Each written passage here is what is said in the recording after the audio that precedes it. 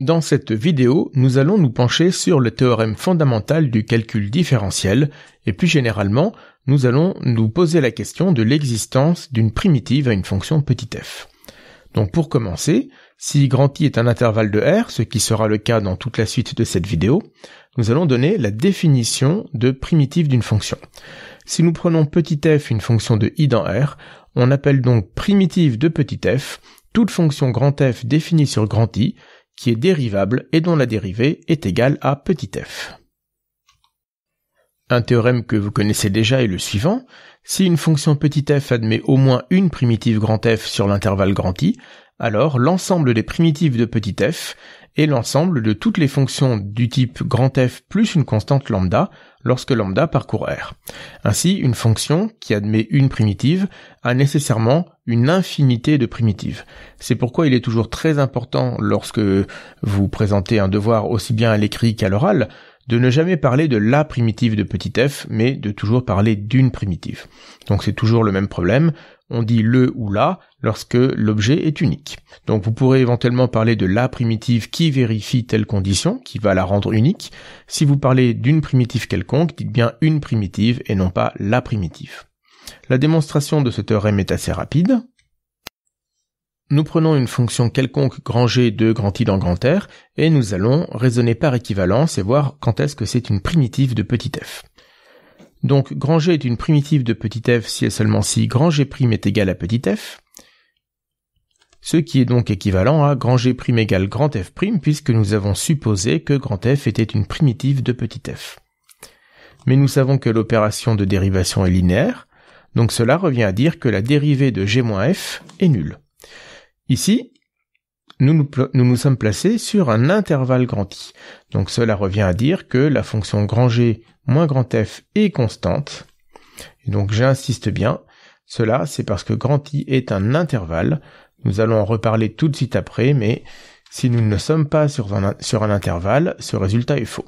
D'ailleurs, de manière générale, vous avez vu que nous avons fixé un intervalle grand I pour toute la suite de la vidéo, et tout cela parce que les résultats successifs qui vont être énoncés ici ne seront vrais que sur des intervalles. Donc si je reprends mes équivalences, cela est équivalent à dire qu'il existe une constante lambda dans R, telle que G-F est égal à lambda. Cela, c'est bien dire que la fonction G appartient à l'ensemble de toutes les fonctions de la forme f plus lambda quand lambda parcourt R. Donc par équivalence, nous avons bien montré que l'ensemble des primitives de petit f est ce dernier ensemble. Donc pour que les choses soient claires, insistons bien, si grand I n'est pas un intervalle, le résultat précédent est faux, c'est-à-dire que l'on peut trouver une fonction qui admet au moins deux primitives dont la différence n'est pas une constante. Par exemple, considérons la fonction f définie sur R étoile, qui à x associe 1 sur x. Nous savons que la fonction grand F1 qui va de R étoile dans R et qui à x associe le logarithme de la valeur absolue de x est une primitive de petit f sur R étoile. Mais il est possible de trouver une autre primitive, f2, qui ne sera pas égale à f1 modulo une constante. Je peux par exemple prendre la fonction grand f2 qui va de R étoile dans R et qui à x associe logarithme de x si x est strictement positif et logarithme de moins x, alors là je peux jouer avec la constante, plus 1 par exemple, si x est strictement négatif. Cette fonction est aussi une primitive de petit f, elle est égale à grand F1 sur R plus étoile, mais elle est égale à grand F2 plus 1 sur R moins étoile, donc f2 n'est pas égal à f1 plus une constante. La question qui va nous intéresser dans la suite est la question suivante. À quelles conditions est-ce qu'une fonction petit f admet une primitive? Nous n'allons pas donner une réponse complète, mais nous allons tout de même donner des éléments de réponse à cette question, et en particulier, nous allons démontrer et énoncer le théorème fondamental du calcul différentiel. Commençons tout d'abord par dire que toutes les fonctions n'admettent pas de primitive. Nous pouvons donner un exemple très simple d'une telle fonction. Considérons la fonction nulle, dont nous changeons la valeur en un seul point. En 0, nous posons cette fonction égale à 1, alors qu'ailleurs elle est nulle. Donc par l'absurde, supposons que petit f admette une primitive que nous allons noter grand F. Ici, nous pouvons dire que grand F restreinte à R- étoile, si nous la dérivons, nous obtenons donc petit f restreinte à R- étoile, qui est une fonction nulle. Or, R- étoile est un intervalle, une fonction dérivable et de dérivée nulle sur un intervalle est une fonction constante, donc la fonction f restreinte à R- étoile est égale à une certaine constante que je vais noter K1. Je peux faire la même chose sur R plus étoile. Si je dérive grand F sur R plus étoile, je vais donc trouver f restreinte à R plus étoile qui est nulle, et donc là aussi la fonction grand F restreinte à R plus étoile est égale à une constante que je vais noter K2. Maintenant, nous savons que f est dérivable sur R, donc en particulier f doit être continu. Notre fonction f doit être continue sur R, en particulier f est continue en 0. Mais si grand f est égal à K1 sur R- étoile, cela signifie que grand f tend vers K1 en 0-, et si grand f est égal à K2 sur R plus étoile, eh bien f tend vers K2 en 0+. Donc par continuité de grand f en 0, la limite à droite de grand f en 0 et sa limite à gauche doivent être égales. Donc nécessairement K1 est égal à K2, et d'ailleurs grand f de 0 est aussi égal à K1, qui est donc égal à K2. Donc la fonction grand f est constante sur R en entier, ce qui signifie que sa dérivée est nulle, et donc nous devrions avoir petit f égal à 0, ce qui n'est pas le cas. Donc tout ceci est absurde, et notre fonction petit f n'a tout simplement pas de primitive. Autre remarque, une fonction peut très bien admettre une intégrale, mais ne pas admettre de primitive. C'est justement le cas de la fonction petit f que nous venons d'étudier. En effet, cette fonction petit f est la fonction constante égale à 0, sauf en un point, donc c'est bien sûr une fonction en escalier, ou une fonction continue par morceaux, donc nous savons qu'elle admet une intégrale sur n'importe quel intervalle. Si vous prenez deux points a et b réels, la fonction petit f précédente admet une intégrale de petit a à petit b, et pourtant elle n'admet pas de primitive. Donc nous allons voir qu'il y a tout de même des liens bien sûr entre intégrale et primitive, mais ça n'est pas un lien absolu, c'est-à-dire que, comme nous venons de le dire, une fonction peut admettre une intégrale et pas de primitive. Il ne faut donc pas confondre les deux. Ce qui est assez trompeur, c'est que les intégrales et les primitives se notent avec le même symbole, le symbole que vous connaissez, ce symbole-là, mais pour autant ce sont des objets différents. Ces deux objets ne sont pas les mêmes, tout simplement parce qu'une intégrale est une constante, c'est un réel ou éventuellement un complexe, alors qu'une primitive est une fonction. Donc il faudra bien toujours faire attention au vocabulaire, à bien distinguer ces deux objets et à ne pas employer le mot intégrale pour une primitive ou inversement. Le théorème fondamental, dont nous allons parler juste après, exprime le troisième point de cette remarque. Toutes les fonctions continues sur un intervalle admettent une primitive. Donc ce théorème nous donne une condition suffisante pour qu'une fonction admette une primitive. Est-ce que cette condition est nécessaire ? Eh bien non. Non, car il existe des fonctions qui ne sont pas continues et qui pourtant admettent une primitive. Alors pour en donner un exemple, il suffit de se souvenir du chapitre sur la dérivation lorsque nous avons parlé des fonctions de classe Cn et en particulier des fonctions de classe C0 et C1. Nous avons exprimé que l'ensemble des fonctions de classe C1, c'était les fonctions dérivables dont la dérivée est continue. Et nous avons montré que ces fonctions l'ensemble de ces fonctions n'était pas égal à l'ensemble des fonctions dérivables. C'est-à-dire qu'il était possible de trouver une fonction dérivable dont la dérivée n'était pas continue. Et bien ici, il suffit de refaire la même chose. Par exemple, si nous posons grand F la fonction définie sur R, qui à x va associer l'expression x carré sinus 1 sur x si x n'est pas nul et 0 si x est nul, eh bien nous avons démontré dans le chapitre sur la dérivation que cette fonction grand F était continue sur R, mais qu'elle était aussi dérivable sur R. Et nous avons montré que sa dérivée n'était pas continue. Donc si petit f est égal à grand F', eh bien petit f évidemment admet une primitive, mais n'est pas continue. Donc nous avons ici trouvé un exemple.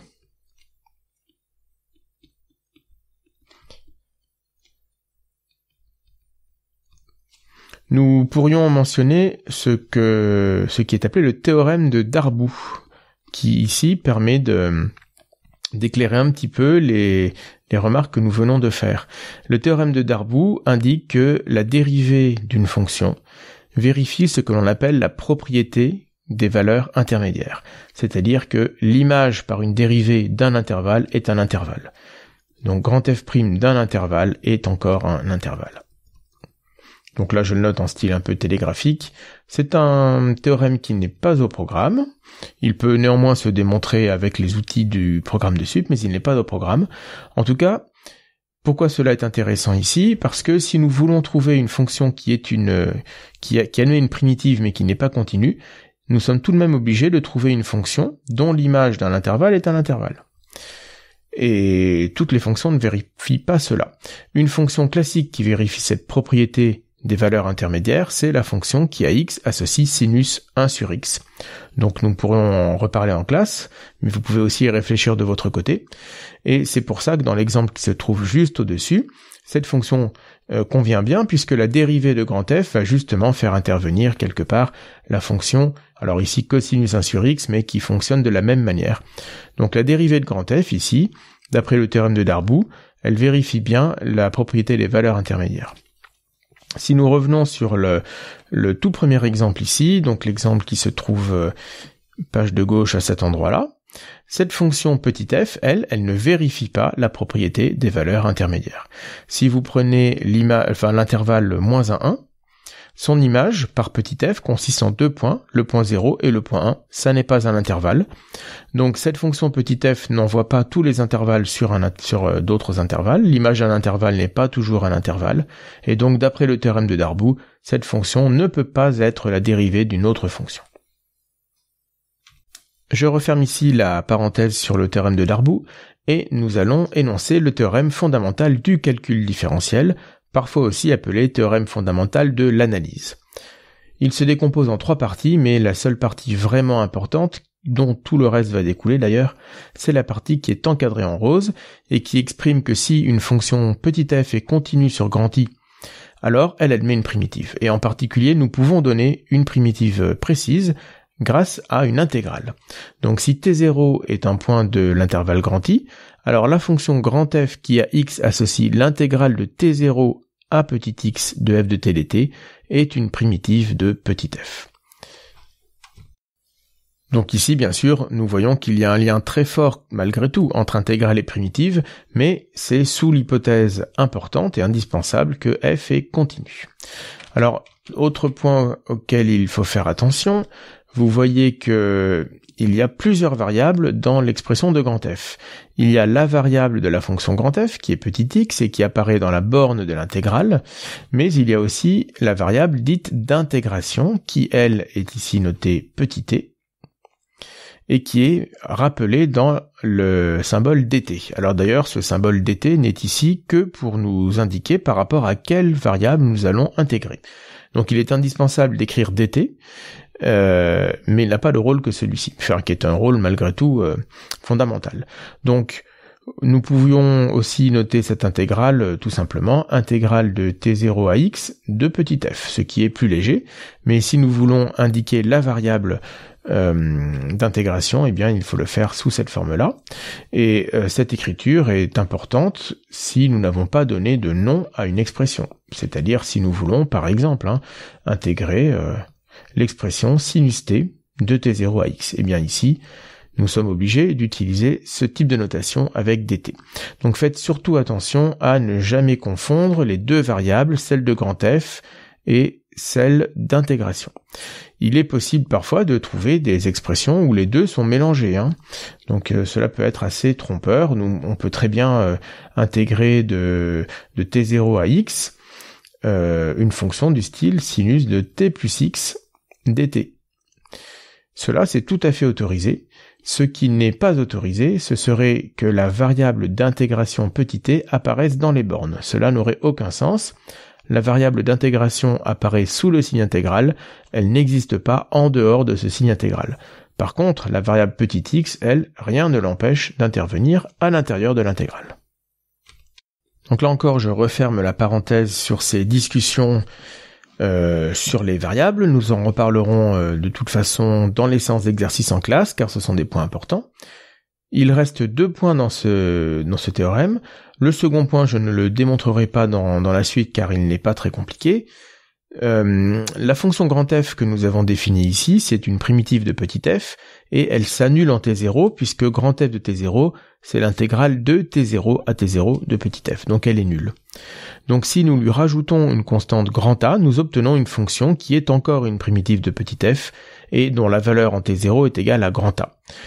Comme toutes les primitives sont égales à une constante près, cette primitive, c'est forcément la seule qui vaut grand A en T0, ce qui nous donne le second point ici. Le troisième point, il concerne plutôt la présentation que nous allons adopter à l'écrit lorsque nous calculons des intégrales. C'est un point qui sera important pour les calculs d'intégrales. Donc, le problème est celui-ci. Nous avons à calculer l'intégrale de petit a à petit b de la fonction f, où a et b sont 2 points de l'intervalle grand I. Comment calculer cette intégrale? Eh bien, il suffit de prendre une primitive, je la note ici grand G pour ne pas la confondre avec la fonction grand F dans l'encart rose.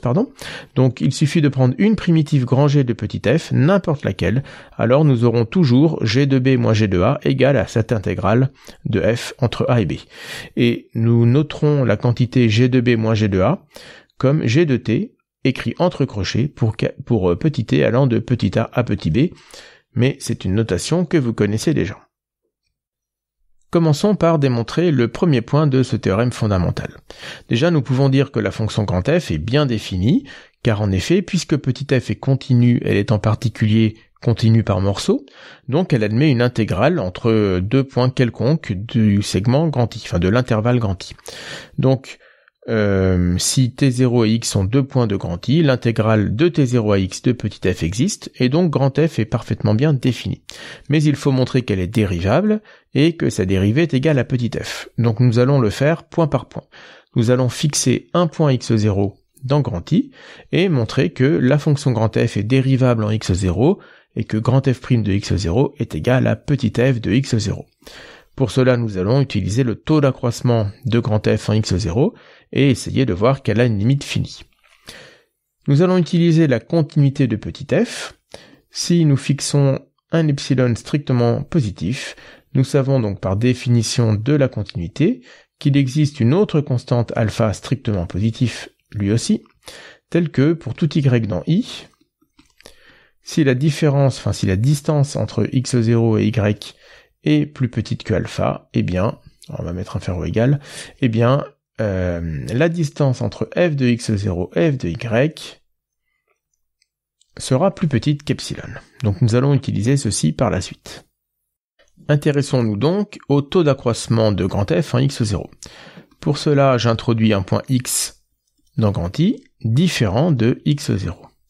Le taux d'accroissement de grand F en x0, c'est donc f de x moins f de x0, sur x moins x0.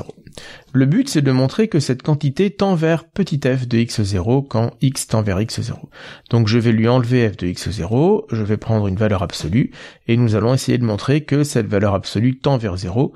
C'est pour cela que j'ai introduit un epsilon strictement positif. Alors tout simplement, nous allons commencer par réexprimer tout ceci avec l'expression de grand F. Donc nous avons ici l'intégrale de t0 à x de petit f moins l'intégrale de t0 à x0 de petit f moins f de x0. Nous voyons que nous pouvons ici utiliser la relation de Chasles, ce qui nous donne 1 sur x moins x0 fois l'intégrale de x0 à x de petit f. Maintenant, le terme qui se trouve ici, moins f de x0, c'est une constante. Cette constante, nous pouvons l'écrire sous la forme moins x moins x0 fois f de x0 sur x moins x0.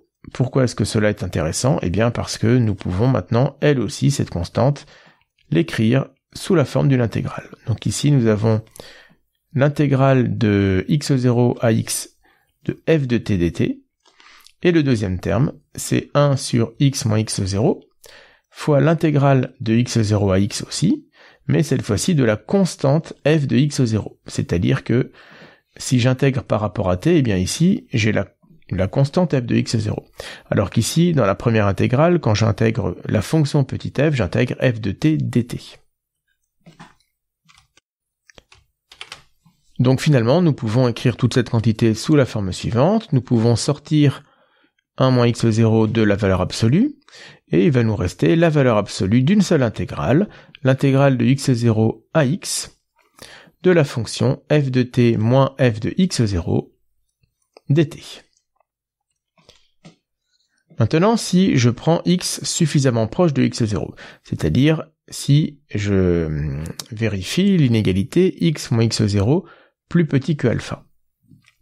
Alors si nous avons cela, pour tout pointer entre x et x0, alors je suis obligé d'écrire entre x et x0 car je n'ai pas dit entre x et x0 qui était le plus grand des deux. Donc je ne peux pas a priori parler de l'intervalle x, x0, ni de l'intervalle x0, x. Donc c'est l'un des deux. Alors on va écrire tout simplement que lorsque petit t se trouve entre x et x0, eh bien nécessairement, la valeur absolue de t moins x0 est plus petite que alpha elle aussi. Nous avons un intervalle de longueur plus petite que alpha. Si nous prenons 2 points dans cet intervalle, la distance entre les deux est plus petite que alpha. Et donc, avec la phrase étoile que nous avons écrite ici, nous pouvons affirmer que f de t moins f de x0 est plus petit qu'epsilon. Et donc maintenant, je vais pouvoir revenir à mon calcul ici en dièse. Je vais pouvoir majorer le taux d'accroissement de f en x0 moins f de x0, et je prends la valeur absolue de tout ceci. Et bien tout ceci, c'est plus petit que... Alors j'ai toujours 1 moins x... 1 sur la valeur absolue de x moins x0. Ici, j'ai la valeur absolue de l'intégrale d'une fonction qui est toujours plus petite que alpha. Donc c'est plus que epsilon, pardon. Donc c'est toujours plus petit que epsilon fois la longueur de l'intervalle. L'intervalle, c'est l'intervalle qui va de x0 à x ou de x à x0, tout dépend si c'est x ou x0 qui est le plus petit des deux. Dans tous les cas, quoi qu'il en soit, la longueur de cet intervalle, c'est la valeur absolue de x moins x0. Donc nous obtenons que cette quantité est plus petite que epsilon. Qu'avons-nous montré ? Eh bien, nous avons montré que quel que soit epsilon strictement positif, il était possible de trouver un alpha strictement positif, tel que quel que soit le point x dans l'intervalle i, si x moins x0 était plus petit que alpha, alors le taux d'accroissement de f entre x et x0 moins petit f de x0 était plus petit qu'epsilon. Cela, c'est exactement la définition de la chose suivante. Le taux d'accroissement de f en x0 tend vers petit f de x0 lorsque x tend vers x0. Et cela, à nouveau, eh bien, c'est la définition de ce que nous cherchons à montrer, c'est-à-dire que f est dérivable en x0, et sa dérivée en x0, c'est petit f de x0. Donc nous avons bien ici démontré le premier point du théorème fondamental. J'ai dit que je ne démontrerai pas le point numéro 2, donc je passe ce point-là, et j'arrive directement au point numéro 3. Donc nous prenons grand G une primitive de petit f, sachant que nous connaissons déjà grand F, la primitive que nous venons d'étudier ici. Donc si grand G est une autre primitive, nous savons qu'il existe une constante lambda dans R, telle que la fonction grand G est égale à la fonction f plus lambda. Donc nous pouvons écrire la chose suivante. L'intégrale de a à b de petit f, nous savons, d'après la définition de grand F, et en utilisant la relation de Chasles, que nous pouvons l'écrire intégrale de t0 à b de f plus intégrale de a à t0 de f, c'est-à-dire l'intégrale de t0 à b de petit f moins l'intégrale de t0 à petit a de petit f. Et ceci, c'est grand F de b moins grand F de a. Mais grand F est égal à g moins lambda. Donc c'est la fonction g moins lambda évaluée en b moins la fonction g moins lambda évaluée en petit a. Autrement dit, j'aurais pu l'écrire directement comme ceci, cela aurait été plus simple. C'est G de B moins lambda, moins G de A moins lambda, donc plus lambda. Bien sûr, les lambda vont s'annuler, et il nous reste bien ce que nous cherchions à obtenir, à savoir G de B moins G de A. Alors, les notations que vous connaissez, F de B moins F de A est noté en général grand F entre crochets de petit a petit b, et cette dernière quantité, G de B moins G de A, c'est grand G entre crochets de petit a petit b. Donc finalement, quelle que soit la primitive que nous prenons pour petit f, si nous évaluons cette fonction en petit b et que nous lui enlevons son évaluation en petit a, nous obtenons toujours la même chose, et cette même chose commune, eh bien, c'est l'intégrale de a à b de petit f. Voilà, nous venons de démontrer le théorème fondamental de l'analyse et ses conséquences assez directes, théorème que vous connaissiez depuis le lycée et en tout cas que nous avons beaucoup utilisé depuis le début de cette année, en particulier dans le chapitre sur les équadifs. Jusque-là, nous l'avions toujours admis et je sais que vous êtes satisfait maintenant de savoir comment il se démontre.